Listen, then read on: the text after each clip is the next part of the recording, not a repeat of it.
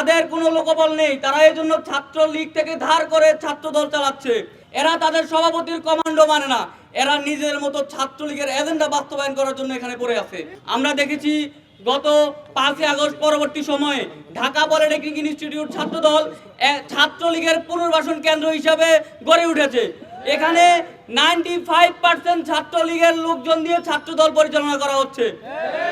তাদের নিজস্ব কোনো রাজনীতি এখানে নেই, তাদের কোনো লোকবল নেই, তারা এই জন্য ছাত্রলীগ থেকে ধার করে ছাত্রদল চালাচ্ছে।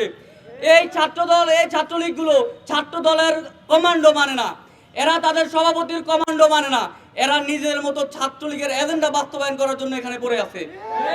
আমরা দেখেছি 5ই আগস্ট পরবর্তী সময়ে এই ক্যাম্পাসে অনেক রকম দুর্ঘটনা ঘটেছে, কিন্তু আমরা ক্যাম্পাস প্রশাসনকে প্রত্যেকবার চিঠি দিয়ে এগুলো বলেছি, কিন্তু ক্যাম্পাস প্রশাসনও কার ইঙ্গিতে নিশ্চুপভাবে বসেছিল তা আমাদের মাথায় ধরে না। গত 1 বছর আগে ছাত্র শক্তির যুগ্ম আহ্বায়ককে আক্রমণ করার ফলে 7 জনকে ক্যাম্পাস থেকে বহিষ্কার করা হয়েছে।